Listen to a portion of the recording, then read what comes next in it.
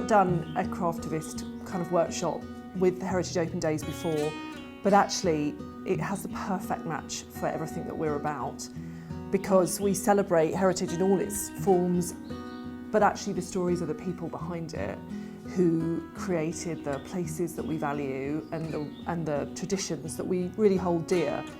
And too often we don't think about that enough, and we don't think about the stories and the people behind it. And doing something like this actually gives you that quiet time, which is kind of the ultimate luxury these days, to really sort of reflect and cherish those people. So I was kind of not really sure that that kind of craftism was for me, and as someone who's never really stitched before, I was a bit kind of nervous about whether I'd actually be able to do a good job of it. But to be honest, I found it much easier than I thought I would. Hi, I'm Sarah Corbett, and I'm the founder of the Craftivist Collective, and this is a video on how to make your own Dare to Dream cloud. You will need fabric for your clouds, Bondaweb, a little stencil, a marker pen, pins, fabric pens, thread, fishing line, a needle, scissors, a biro, an iron, and any embellishments you want to use. So the first thing to do is to cut out your cloud shape just smaller than A6. Then you can use that stencil to cut round some felt and make your first cloud shape. Then you want to have a cotton fabric cloud, and to do that you need 2 pieces of cotton fused together with Bondaweb, and you're going to cut round your little cloud, and then you're going to iron this onto your cotton fabric. Let it cool down, and then you cut this one out, and you can make quite a few for your workshop, whether you're doing a workshop for 5 people or for 500 people. You take off the paper, so then you have this Bondaweb that you iron onto more fabric, and we're just going to cut around it. And then you've got a nice piece of stiff cotton that works really well for your cloud, doesn't fray, and is much easier to stitch on than a really thin bit of cotton. The hardest thing people might find is to write down what their dream is.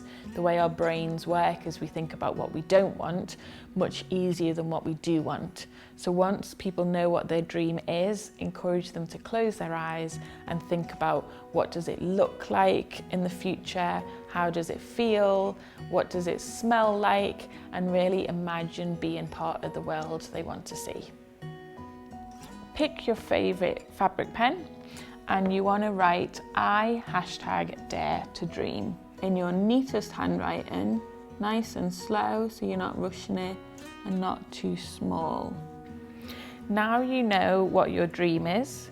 You want to write it in the shortest sentence possible, nice and big so it's not too tiny to stitch over, but again keeping away from the edges. You're going to be stitching over your own handwriting with a simple back stitch, and a back stitch is going forward with a little gap and then back onto your last stitch. So it's repetitive actions, again nice and slow. So you're prodding from the back, pulling it forward, and then going back on yourself. So you're always going forward and back, forward and back. And this is where craftivism really comes into its own, because once your hands know what to do with this repetitive hand action, your brain will probably start wandering off and thinking about what's on your to-do list, what are you going to eat for your dinner. Lots of different thoughts will pop in, and that's where we're keen for you to look at the craft of thought questions we've created that are on the website and on the instruction sheet that are available for your event attendees, and think through how can you help your dream become a reality.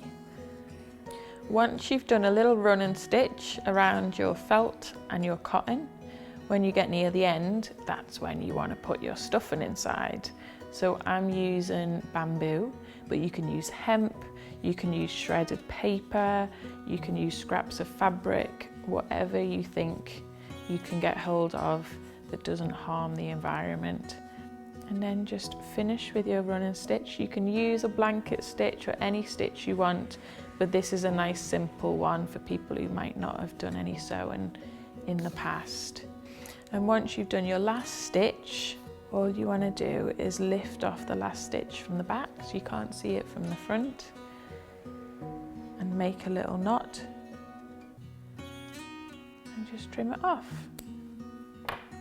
The final step is to get your fishing line cut off as long as you want, whether you want it to hang really low or a really short bit. And you're just threading your plastic string through one of your stitches so that you're ready to take it out into the world and either hang it up somewhere to inspire others or snap a photograph to share online and keep it at home. Make your cloud your own, make it as attractive as possible.